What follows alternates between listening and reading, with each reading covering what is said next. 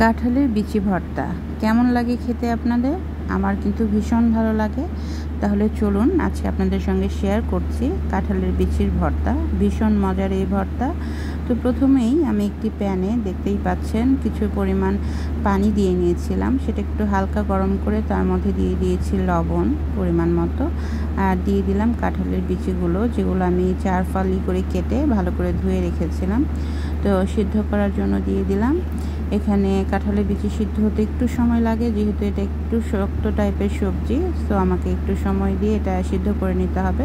তবে একদম খুব বেশি গদগদে নরম করব না, জাস্ট একটু হালকা শক্ত থাকতেই কিন্তু আমি এটা নামিয়ে নিব। যেহেতু আমি এটা বেটে ভর্তা করব, সো একটু হালকা শক্ত থাকলেই বেশি ভালো হবে। তো সিদ্ধ করে নিচ্ছি কাঁঠালের বিচি।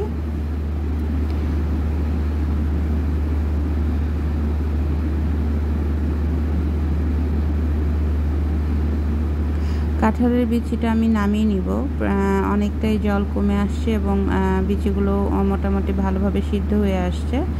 তো এটা নামিয়ে যেটা আমি করব, আমি কাঁঠালের বিচিগুলো কিন্তু একটা ছাঁকনিতে রেখে জলটা ঝরিয়ে নিব। আর চলে আসলাম এখন বাকি প্রসেসের জন্য। তো এখানে আমি ফ্রাই প্যানে কিছুটা সরিষার তেল দিয়ে দিলাম। এর মধ্যে আমি কয়েকটা শুকনো মরিচ ভালো করে একটু ভেজে নিব, যেহেতু ভর্তাটা আমি শুকনো মরিচেই করছি। তো শুকনো মরিচের ভর্তা কিন্তু স্বাভাবিকভাবেই খুবই লোভনীয় হয় খেতে, আর একটু ঝাল ঝাল হবে, যেহেতু কাঁঠালের বিচি একটু মিষ্টি টাইপের একটা সবজি। সো একটু ঝাল বেশি দিলে কিন্তু এটার স্বাদটা অনেক বেশি ভালো আসে। তো আমি 4টা শুকনো মরিচ দিয়ে নিয়েছিলাম, সেটা আমি ভালো করে ভেজে নিচ্ছি লাল করে।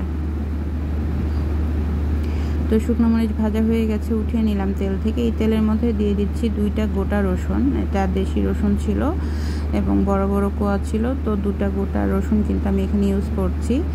আর কাঁঠালের বিচি ভর্তায় এটা কিন্তু খুবই ইম্পর্ট্যান্ট যে এখানে রসুন এবং পেঁয়াজের পরিমাণটা মোটামুটি কাছাকাছি রাখতে হবে। বিশেষ করে কাঁঠালের বিচি আমরা যে পরিমাণ নেই, মোটামুটি কাছাকাছি রাখতে পারলে একই পরিমাণে, তাহলে কিন্তু কাঁঠালের বিচির ভর্তার স্বাদটা অনেক বেশি ভালো আসবে। তো পেঁয়াজ আমি প্রায় 1 কাপের মতো কুচি দিয়েছি এখানে, আর দিয়ে দিলাম 2টা কাঁচামরিচ, তাতে করে ঝালের ফ্লেভারটা একটু ভালো আসবে।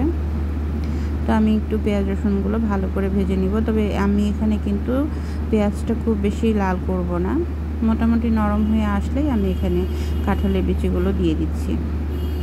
এবং কাঁঠালের বিচি দিয়ে যে আমি খুব বেশি ভাজবো বিষয়টা কিন্তু এরকম না, জাস্ট কিছুটা সময়, হয়তো 2 মিনিটের মতো আমি জাস্ট একটু নাড়াচাড়া করে এটা নামিয়ে নিব।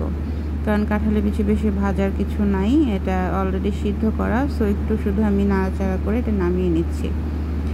এখন আমি চলে আসতেছি এটা ভর্তাটা বাটার জন্য। তো শুকনো মরিচ দিয়ে দিলাম, যেটা আমি ভেজে রেখেছিলাম। এখন একটু সময় নিয়ে আসলে এই ভর্তাটা করতে হবে, যেহেতু কাঁঠালের বিচি একটু শক্ত টাইপের সবজি। সো আমি এটা একবার বাটার পরে আবার একবার করে একটু বেটে নিব প্লেন করে, যাতে কোনো রকম দানা না থাকে এবং প্লেন একটা ভর্তা তৈরি হয়। তো আপনারা দেখতেই পাচ্ছেন স্ক্রিনে যে ভর্তাটার কালার কেমন আসছে, যেহেতু এখানে শুকনো মরিচ দেওয়া আছে। সো কালারটা কিন্তু খুবই সুন্দর আসছে এবং খেতেও সত্যি ভীষণ মজার ছিল। তো কে কে আমার মতো কাঁঠালের বিচির ভর্তা পছন্দ করেন অবশ্যই কমেন্ট করে জানাবেন, তাহলে আমারও ভালো লাগবে যে না, আমার মতো অনেকে এই কাঁঠালের বিচি ভর্তা পছন্দ করেন। তো এখানে একবার আমি বেটে নিলাম, বাকিটুকু আমি বেটে নিব। এটা তুলে নিচ্ছি একটা প্লেটের মধ্যে। এখন বাকিটুকু আমি বেটে নিই, যেটুকু আমার বাকি ছিল। দেখুন কাঁচামরিচও আছে এখানে। সো ঝালটা কিন্তু খুব ভালোই ছিল এবং বেশ ঝাল ঝাল একটা কাঁঠালের বিচি ভর্তা হয়েছিল। আমি তো ঘি ডিম ভাজি দিয়ে খেয়েছি, এত মজার ছিল। আমি আবার করব অবশ্যই।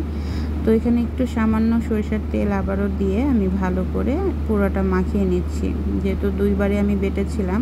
সো সব কিছু একসঙ্গে মাখিয়ে নিচ্ছি, যাতে শুকনো মরিচের যে ঝালটা এবং কাঁচামরিচের ফ্লেভার, সেটা সব কিছুই সুন্দর মতো পুরো ভর্তাতেই পাওয়া যায়।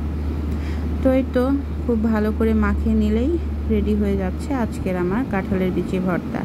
তো আপনাদের কার কার পছন্দ অবশ্যই জানাবেন, আর রেসিপিটা অবশ্যই সহজ, সবাই জানেন, তারপর আমি রেসিপিটা শেয়ার করছি। ভালো লাগলে অবশ্যই লাইক কমেন্ট করে পাশে থাকবেন।